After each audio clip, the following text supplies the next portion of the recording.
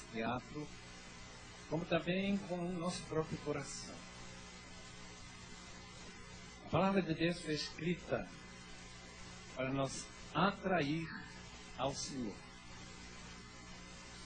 E qualquer pessoa que nesta noite está no shopping e não aqui, deve saber que cada dia que passa, cada dia que ele fica mais jogado pelas forças do mal, essa pessoa ainda pode voltar enquanto tiver vida por causa da cruz de nosso amado Senhor. Todo mundo trouxe a Bíblia? O que seria uma reunião como essa sem a Bíblia? 1 Coríntios, capítulo 1. Corinto era uma cidade reconhecidamente muito longe de Deus. Nesse sentido, é como Santo André, São Paulo, qualquer outra cidade brasileira que dá muita pouca atenção à vontade de nosso Deus.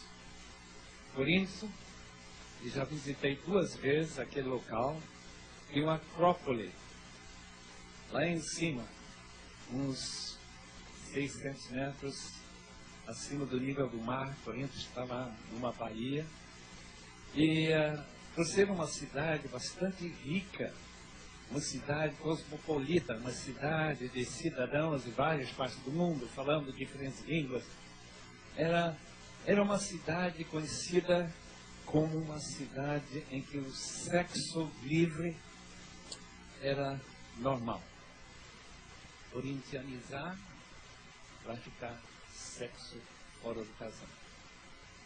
Portanto, amados irmãos, quando Paulo escreve sobre a cruz de Cristo, ele está falando sobre aquilo que a cruz, a diferença que a cruz pode fazer na vida de um coríntio, de um irmão, irmã, que está na minha presença nesta noite. Já encontramos 1 Coríntios capítulo 1, versículo 18. Essa mensagem da cruz é loucura para os que estão perecendo, mas para nós que estamos sendo salvos é o poder de Deus. Pois está escrito: destruirei a sabedoria dos sábios, rejeitarei a inteligência dos inteligentes. Onde está o sábio? Onde está o erudito? Onde está o questionador desta era? Acaso não tornou Deus louca a sabedoria deste mundo? Visto que na sabedoria de Deus o mundo não conheceu por meio da sabedoria humana. Agradou a Deus salvar aqueles que creem por meio da loucura da pregação. Os judeus pedem sinais miraculosos, e os gentios gregos procuram sabedoria. Nós, porém, pregamos a Cristo crucificado, qual de fato é escândalo para os judeus, loucura para os gentios, mas para os que foram chamados, tanto judeus como gregos, Cristo é o poder de Deus e a sabedoria de Deus. Porque a loucura de Deus é mais sábia que a sabedoria humana. E a fraqueza de Deus é mais forte que a força do homem. Irmãos, pense no que vocês eram quando foram chamados. Poucos eram sábios, segundo os padrões humanos. Poucos eram poderosos, poucos eram de nobre nascimento, mas Deus escolheu o que para o mundo é loucura, para envergonhar os sábios. Escolheu o que para o mundo é fraqueza, para envergonhar o que é forte. Ele escolheu o que para o mundo é insignificante, desprezado, e o que nada é, para reduzir a nada o que é, a fim de que ninguém se vangloria diante dele. E porém, por iniciativa dele, que vocês estão em Cristo Jesus, o qual se tornou sabedoria de Deus para nós, isto é, justiça, santidade, redenção, porque como está escrito, quem se gloriar, gloria-se no Senhor. Os irmãos sabem que oração é meio pelo qual nós conseguimos um pouco daquele poder que nós acabamos de cantar nesta noite. Poderoso Deus. Ele decidiu que através de uma petição nossa, e particularmente quando estamos unidos na oração, como um corpo, Deus garante a resposta pelo pedido que nós apresentamos aí. Portanto, eu quero que os irmãos, peço aos irmãos encarecidamente que orem comigo. A palavra de Deus fala do fato de falar em línguas não é apropriada na igreja, no culto geral. Por quê? Porque ninguém entende o que está sendo dito, sem interpretação, claro, e não pode dizer o amém. O que significa essa palavra que se fala em qualquer língua do mundo? Sempre do mesmo jeito. Sempre amém. Que quer dizer, em hebraico, assim seja, Senhor, estou pedindo a mesma coisa. Então, se os irmãos têm coragem de pedir o que eu vou pedir, eu ficarei muito grato. Agora, se não tem essa coragem, não tem fé, não crê, é melhor ficar quieto e não falar contra. Vamos orar. Obrigado, Pai Celeste, que hoje é tão maravilhoso.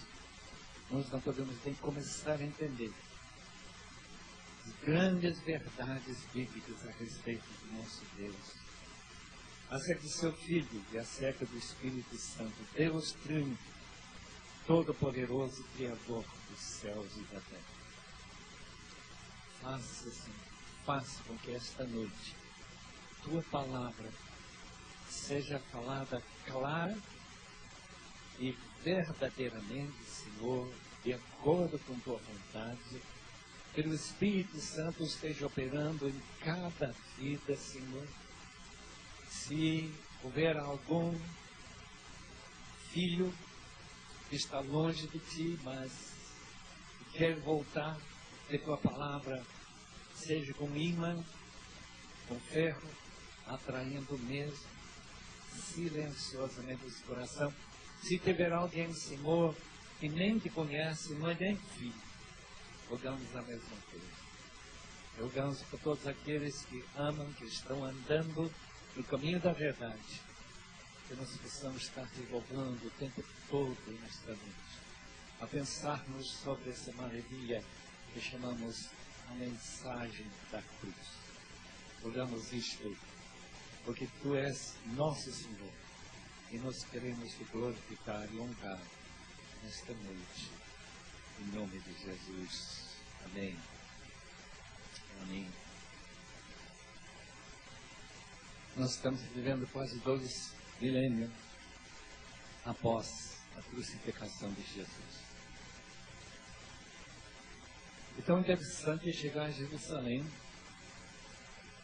e andar por aquelas ruas tão antigas, não as mesmas que Jesus andou, porque estão talvez 3 metros abaixo do nível, e a gente tenta imaginar como seria que um cidadão como Jesus, andando naquelas antigas, estreitas ruas de Jerusalém, e sabendo que no fim dessa jornada, fora dos muros da cidade de então, não necessariamente fora dos muros atuais, que são muito mais recentes, Jesus Cristo foi levantado absolutamente nu, sem roupa alguma, para vergonha, para mostrar um desprezo total dos líderes religiosos de sua época. Meus irmãos, isso é uma mensagem para todos nós. E essa mensagem é mencionada nesse texto que nós acabamos de ler. A mensagem da cruz é loucura para aqueles que estão perecendo, caminhando dia após dia em direção ao inferno. É absoluta loucura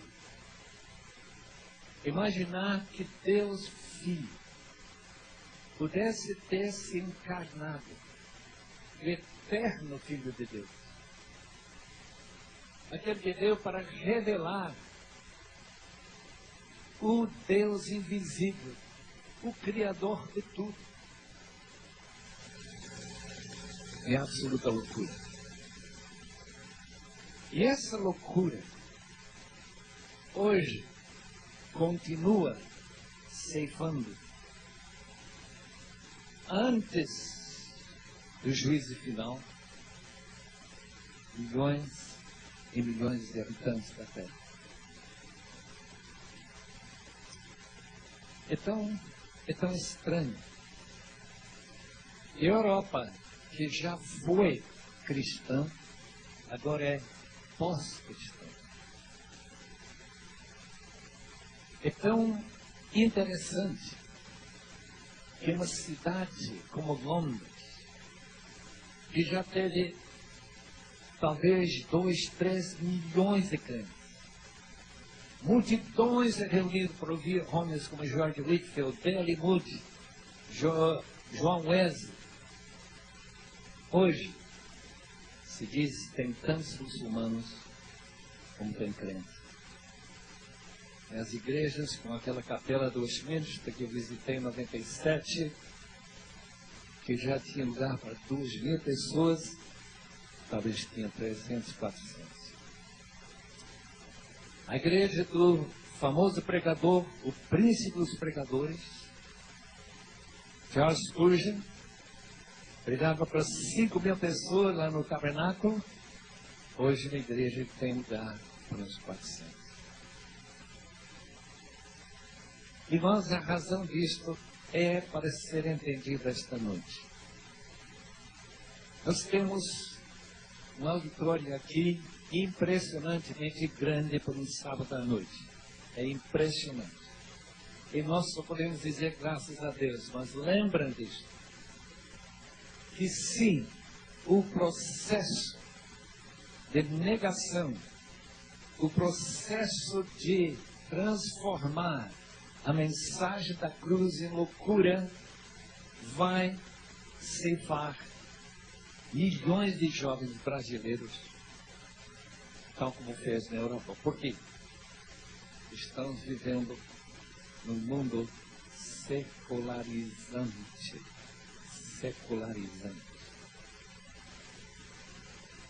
O texto aqui enfatiza muito essa realidade. Quem é importante em Santo André, em São Paulo, Brasília, Rio de Janeiro? São pessoas que sabem. De onde vem nossa palavra? Sabedoria. A pergunta que se faz aqui é: onde está o sábio? E nós sabemos muito bem onde ele está. Ele está nos escritórios das grandes companhias multinacionais. Ele está viajando naqueles voos internacionais, fazendo negócios milionários. Nós sabemos muito bem onde está o sábio. E essa é a razão que a maioria de vocês jovens se tornem tão ávidos para poder entrar através de vestibular numa das boas escolas do Grande São Paulo. Estou falando de curso superior. Porque nesse curso, os irmãos terão acesso aqui sabedoria. Sabedoria.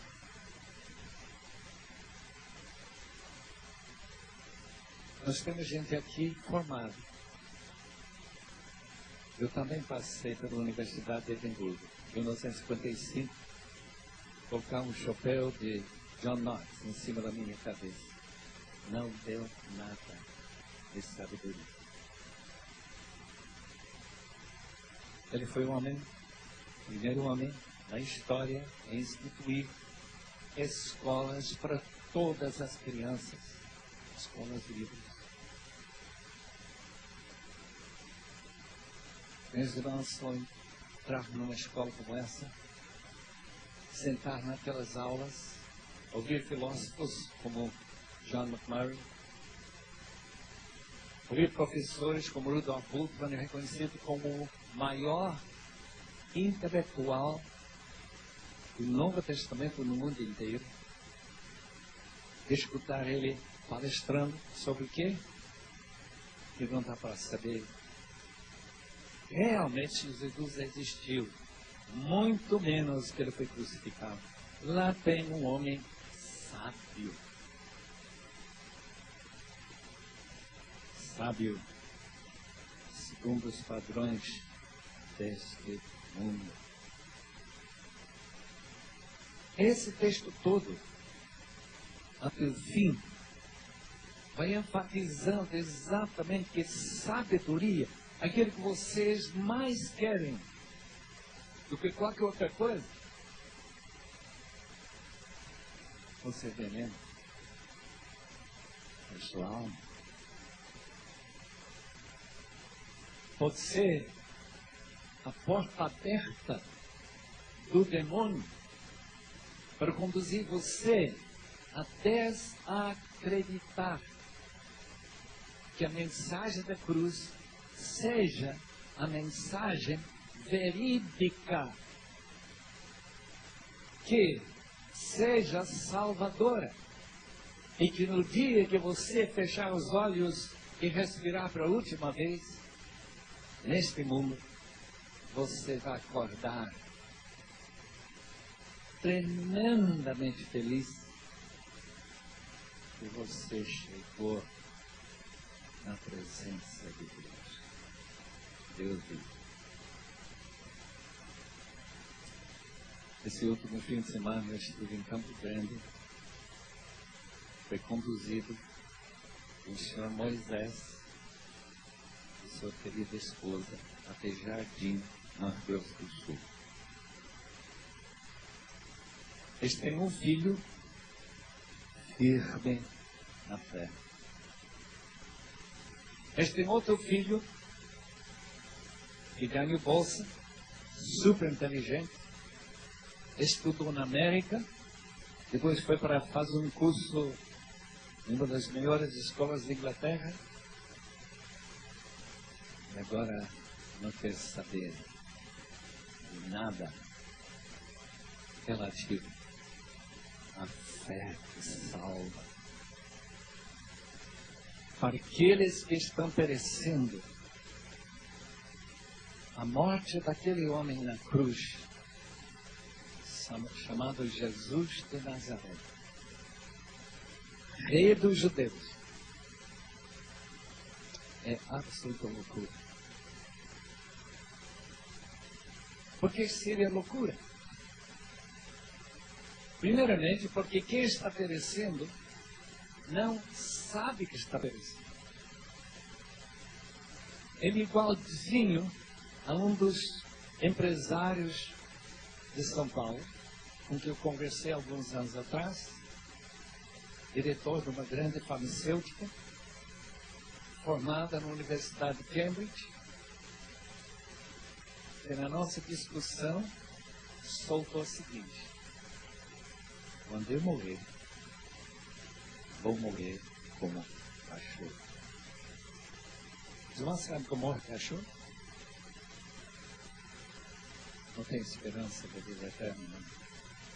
Pensa num cachorro que morre feliz toda vez. Estou entrando, morrer é lucro, tem muita vantagem. Não conheço cachorro, não.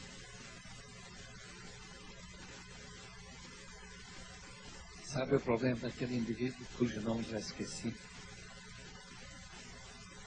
É que ele nunca morreu. sabedoria é falar sobre aquilo que você experimentou, aquilo que você sabe.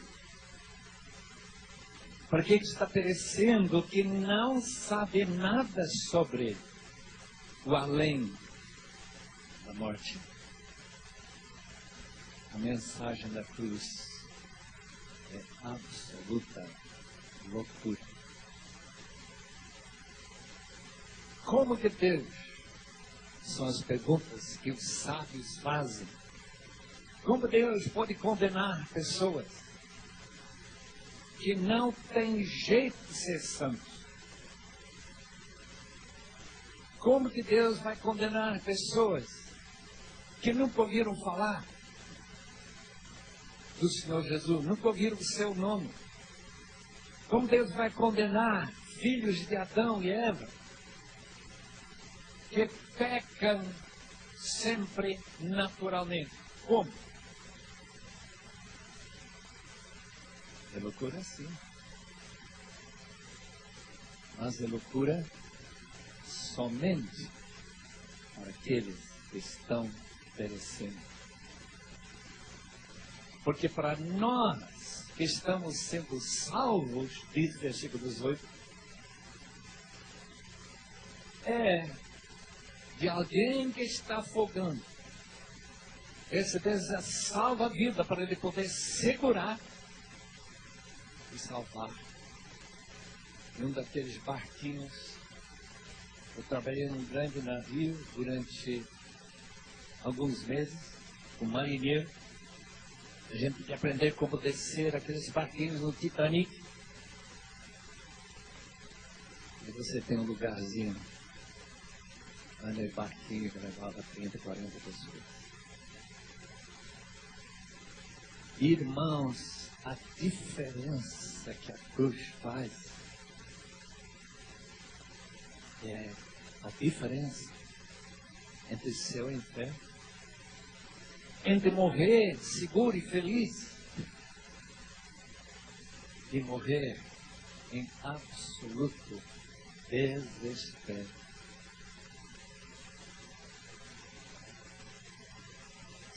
Onde está o sábio?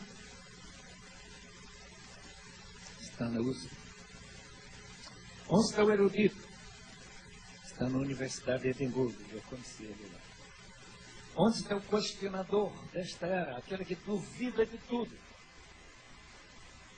E o próprio princípio científico que você só pode falar daquilo que você fez uma experiência e mostrou que funciona. Onde estão esses homens? Depende em que lado da morte você procura. Porque aqui, enquanto eles estão com vida, eles são os Bill Gates, são os Roberto Marinho, são os grandes nomes que todo mundo conhece. Michael Jackson, se quiser.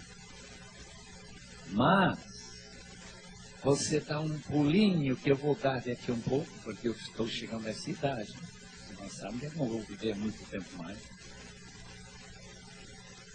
Viver do outro lado, a gente percebe exatamente o que o Paulo está dizendo.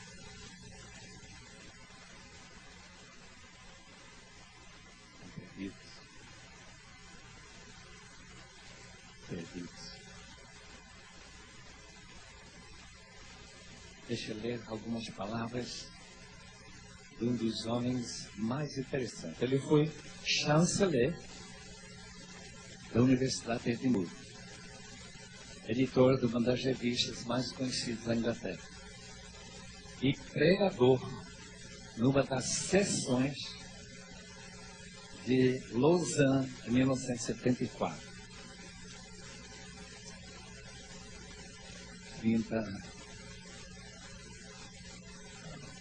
40 anos atrás, 74. Doutor Malcolm Muggeridge. Isso que ele falou. Eu ouvi um louco austríaco anunciar o estabelecimento de um Reich, um reino, que duraria 1000 anos. Tenho visto um palhaço italiano dizer que ele pararia o calendário, reiniciaria o calendário com sua própria ascendência ao poder. Eu me encontrei com um bandido georgiano no Kremlin, que foi aclamado pelo elite do mundo como mais sábio do que Salomão, mais humano que Marco Aurélio e mais iluminado do que Ashok. Eu tenho visto a América mais rica, armas militares mais poderosas que o resto do mundo todo. De modo que se o povo americano quisesse, teria ultrapassado o César Alexandre na escala das suas conquistas. Tudo numa vida só, levado pelo vento. Inglaterra, parte de uma ilha pequena próxima à costa da Europa, ameaçada com desmembramento, seguida pela bancarrota. Hitler e Mussolini mortos na infâmia. Stalin, nome vetado pelo regime que ele mesmo fundou e dominou por 3 décadas. América assediada pelo temor de faltar aquele fluido que mantém as estradas rugindo e a poluição descendo, memórias perturbadoras e doloridas da campanha desastrosa em Vietnã e agora em Iraque, os Don Quixotes da mídia atacando os moinhos de vento do Vargueiro, tudo numa vida só. Tudo numa vida só. Levado pelo vento. Atrás do entulho desses solenes super-homens, autodirigidos, diplomatistas imperiais, fica em pé a figura gigantesca de um homem, por meio de, em quem, um só homem que a humanidade posterá, Jesus Cristo. Mas que contempla os salvadores dos homens, o mais lindo me parece o Cordeiro de Deus, porque o Cordeiro tira o pecado do mundo. Malcolm Muggeridge está certo. Todo projeto humano, toda civilização tem um período de existência que vai desaparecer. Toda vida humana, conseguindo os mais ilustres e famosos e comentados façanhas, esquecido. Eu entrei no cemitério, eu vi dezenas e dezenas de nomes gravados nas pedras e eu não conhecia nenhuma.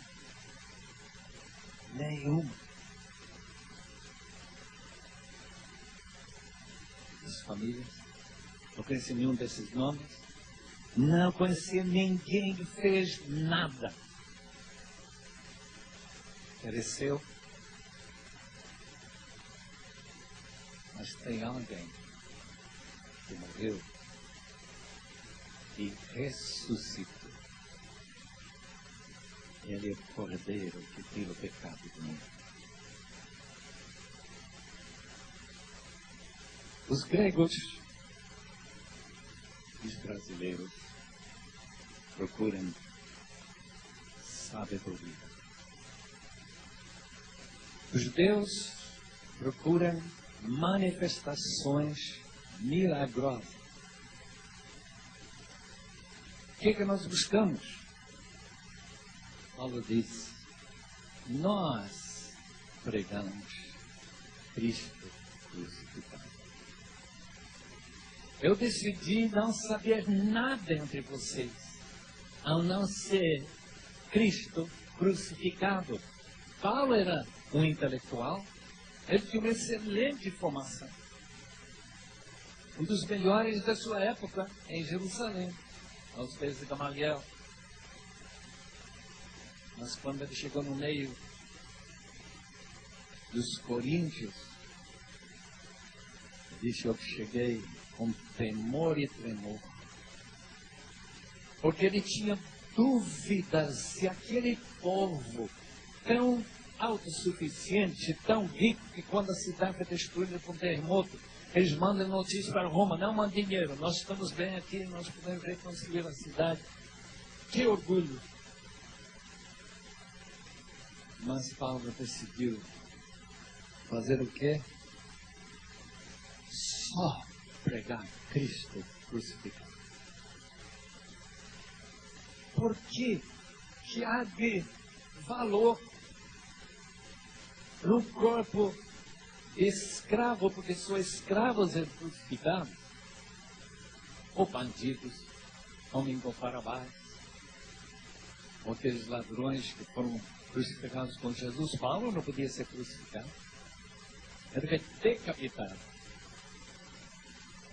Mas a palavra de Deus diz que aquele que estava em forma de Deus, Filipenses capítulo 2, versículos 5 e 6, aquele que estava em forma de Deus, se esvaziou e tomou sobre si mesmo a forma de escravo. Para quê? Poder morrer numa cruz.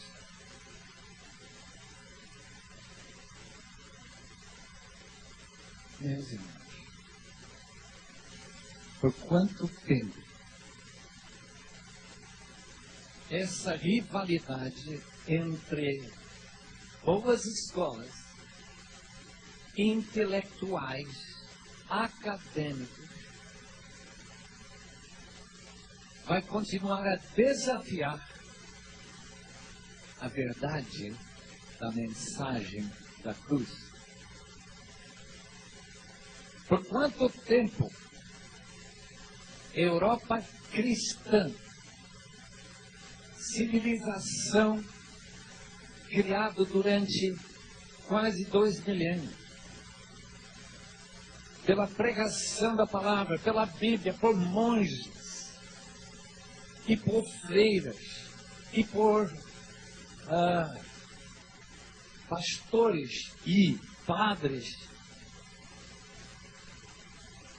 por quanto tempo a Europa será, ou terá algum vestígio de cristianismo, já que os muçulmanos, uma palestra que eu vi outro dia,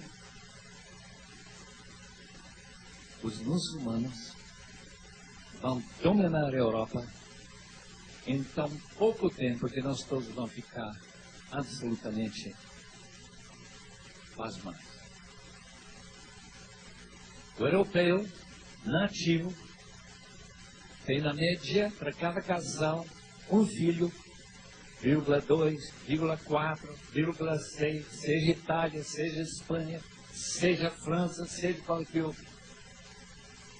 Por quê? Porque nós queremos dar a melhor escola para os nossos filhos. Essa invasão muçulmana, turcos na Alemanha,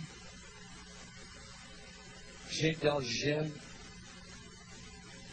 em Paris, França, gente vem daquele império, muçulmanos em Londres, Inglaterra, estão com 5 a 8 filhos cada família. Lembre-se que a democracia vem da Europa. Agora os muçulmanos vão conquistar a democracia. Preparem-se. Preparem-se. É tão interessante que o escândalo da cruz, que transformou a Europa de ser um povo totalmente iletrado, sem conhecimento de nada, não sabendo sobre nada, eram apenas tribos vindo lá no centro da Ásia e correndo, conquistando Roma, conquistando os outros lugares até chegar no Península Ibérica. De repente, o Evangelho chega, especialmente com o Martinho Lutero, E a transformação é radical. Qual foi a mensagem que transformou a Europa? A mensagem da cruz. Mas eu estou muito preocupado com o Brasil, porque o Brasil fica bebendo nas fontes das grandes escolas europeias. A influência da Renascença.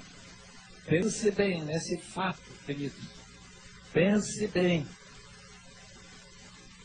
No Sorbonne, em Paris, no ano 1200, mais ou menos, pouco antes, pouco depois,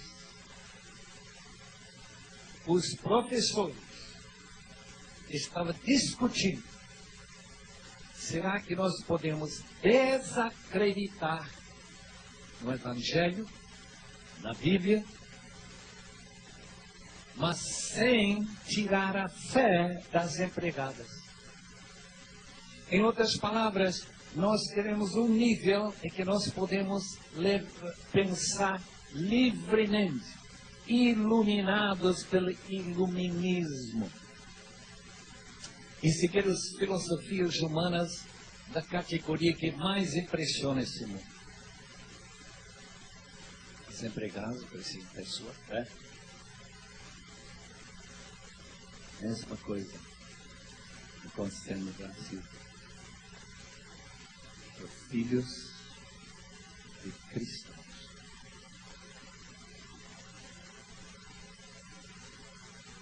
Eu quero ler mais do que diz esse texto, mas para os que foram chamados, tanto de Deus como gregos, Cristo é o poder de Deus, a sabedoria de Deus, porque a loucura de Deus é mais sábio do que a sabedoria humana. É mesmo mais sábio? Quando você, querido aluno de biologia, vai escutar um grande erudito explicar exatamente o que Darwin colocou há 150 anos atrás, que aquele DNA é de macaco. Vocês vão saber disso? Que essa habilidade que você tem é um processo impossível de entender, porque não funciona mais, mas já funciona. Porque essa célula, quem sabe uma ou duas células pegaram vida, ninguém sabe como, e automaticamente, isto é, sem nenhuma interferência divina, sem qualquer plano ou propósito, você está aqui esta noite. Isso que você vai aprender nas melhores escolas do mundo ocidental.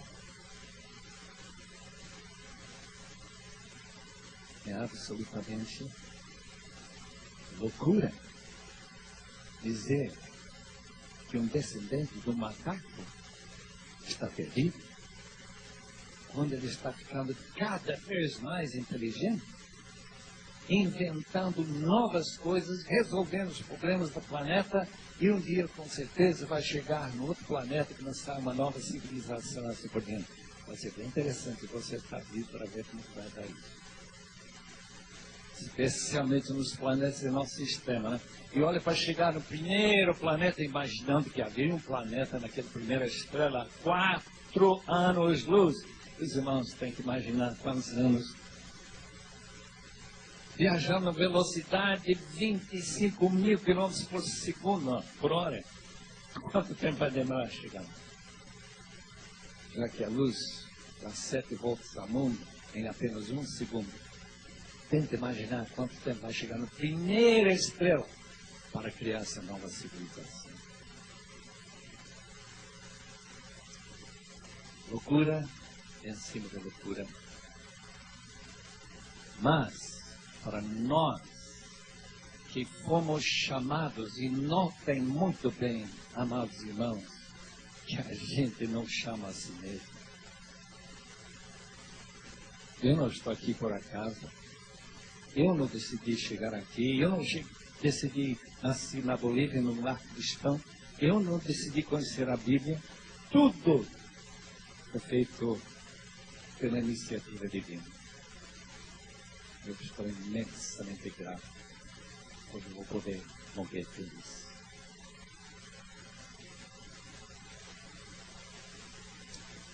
Antes dos irmãos irem embora, eu quero falar um pouquinho sobre esse grande texto do versículo 30. Deus escolheu o que para o mundo é loucura para envergonhar os sábios. Escolheu o que para o mundo é fraqueza para envergonhar os que é forte. Deus odeia o quê? A arrogância. Deus resiste os soberbos. Portanto, se você pode pegar uma boa educação na USP, ou na Unicamp, em qualquer outra escola de Santo André, e ficar humilde, você vai ser uma grande bênção. Mas se não, Deus vai lhe envergonhar. Deus resiste o soberbo. E Ele ganha muito glória envergonhando os fortes, glorificando os fracos e transformando em insignificante e desprezado que nada é, reduzido até nada, para levantar aquilo que nós dizemos, só Deus. Eu fiquei muito contente de ouvir os irmãos cantando essa noite, exatamente isso. Como já sabia que a gente ia falar sobre esse texto. Versículo 30. E é, porém, por iniciativa dele que vocês estão em Cristo Jesus. Deus decidiu criar um corpo formado de milhões e milhões e milhões de pessoas. Um corpo. Chama de corpo de Cristo. E nesse corpo estamos nós, se somos crentes, renascidos pelo Espírito de Deus. De modo que você é a habitação dos Espíritos, seu espírito humano, adâmico, o Espírito de Deus. Essa iniciativa milagrosa Deus tomou. Continuando. E Ele tornou Jesus, esse relacionamento que nós temos em Cristo, tornou sabedoria de Deus para nós, justiça, santidade e redenção. O que quer dizer essa sabedoria? Pode meditar a noite toda sobre isso. A sabedoria que é loucura para os homens, mas sábia para Deus, tem a ver inteiramente com a vida eterna, que você ganha quando você nasce de novo. Quando eu nasci, eu não entendi nada. Você também não. Eu não lembro o dia que eu nasci, não lembro de nada. Mas uma coisa começa a acontecer. Na medida que você começa a crescer, você começa a dizer, eu sou alguém. Vamos falar sobre isso no futuro, nesses estudos. Identidade. E depois, você continuando, desenvolvendo, começa a ganhar algum conhecimento do mundo, da realidade em volta. De repente, um dia, você escuta que existe vida eterna. Glória ao Senhor. Que pode tornar uma pessoa destinada ao sepulcro, pessoa destinada a viver eternamente, glorificando a Deus, servindo a Deus e alegre como a gente nunca ficou nessa vida. Mas tem que receber essa sabedoria por iniciativa de Deus que insere você no corpo de Cristo. Uma vez E você recebe essa sabedoria. Você recebe como manifestação da realidade dessa sabedoria, justiça divina e não humana. Nossa justiça está toda falha, toda furada, toda remendada, tudo errado. Mas a justiça de Deus é perfeição. A mesma justiça que Jesus Cristo falou para João Batista, quando ele foi batizado, é necessário que cumpra toda a justiça. Assim diz nosso texto, versículo 30, essa sabedoria então me deu esse privilégio de ser justo, sendo pecador. É uma loucura, eu admito. Quem sou eu? Sou um santo pecador. Enquanto contradição por dentro. Número 2. Ele também tornou para nós, ou fez para nós, sermos santos, santidade, para que nós possamos viver uma vida do poder do Espírito Santo, sendo guiado pelo Espírito Santo, para vencer o quê? As tentações. Do reino de todo. E ele se tornou nossa redenção. A palavra redenção é muito interessante, porque isso significa o que era muito conhecido na época de Paulo, que mais de metade do Império Romano era escrava. Cada podia, por amor a um escravo, dar-lhe liberdade, pagando sua redenção. Fomos libertos de escravidão, do pecado, para nós vivermos pela graça de Deus eternamente com o Senhor da glória. Meus amados jovens, pessoas um pouquinho mais velhas, glória a Deus esta noite por aquilo que Jesus é para mim e para você. Se você for crente, Jesus é sabedoria que vai ultrapassar toda a sabedoria dos melhores professores de Harvard ou de Cambridge ou da USP. Justiça que ultrapassa o melhor indivíduo deste mundo, que sempre fez boas obras, sempre cuidou de crianças, órfãos, que deu dos seus bens, mas que não conhece a Cristo.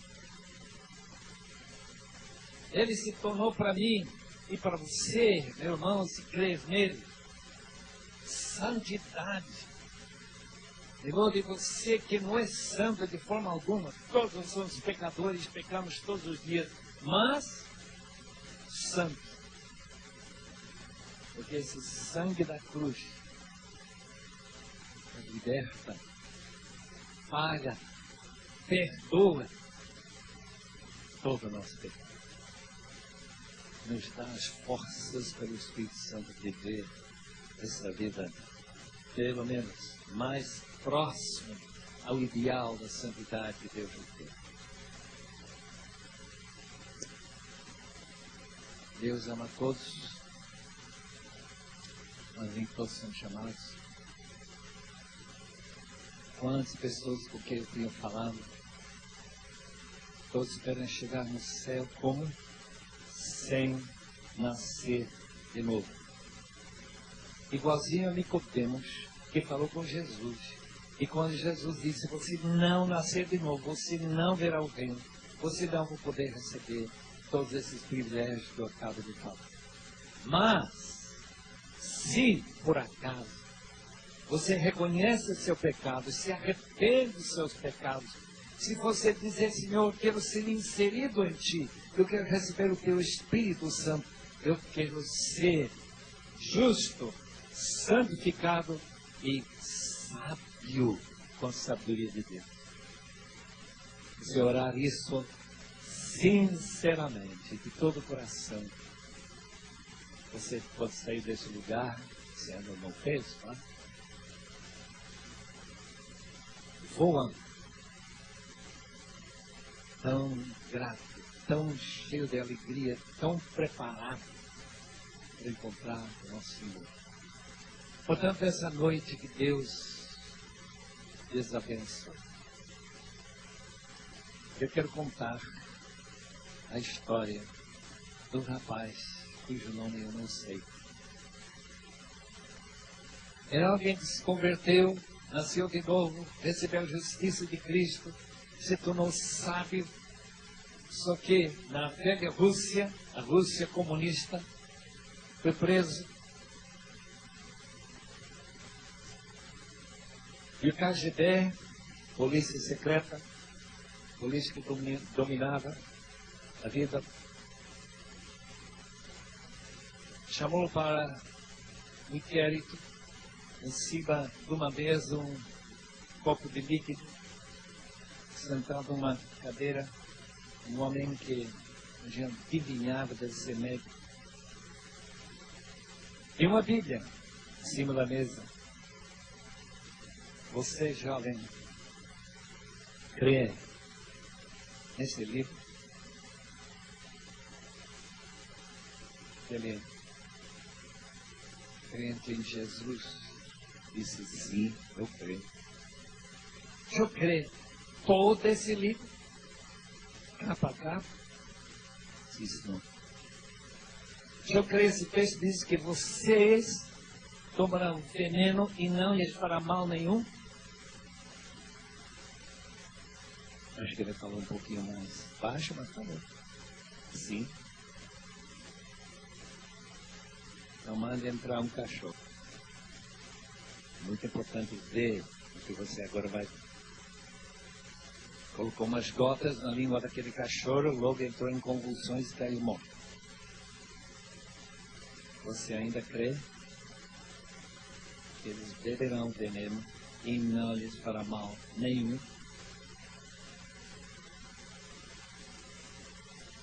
Não sei quanto tempo demorou. Eu disse sim. Diz, pode beber. Meus irmãos, eu não sei o que você faria numa ocasião como essa. Ele pegou esse copo de trás de tudo. Vai começar essa espera. Observando o que acontece com ele. Nada. Nada, irmão. Finalmente aquele médico levantou, pôs a mão no bolso, tirou o cartão do Partido Comunista e rasgou pelo meio. Agora eu sei que Deus existe. Meus irmãos, a loucura deste mundo é que não existe mais milagre. Deus não fala mais, Deus nunca revelou esse livro. É tudo mentira. Mas vocês que creem em sabedoria, justiça, santidade e redenção. Eu espero ver todos vocês lá no céu. Eu vou lá esperar.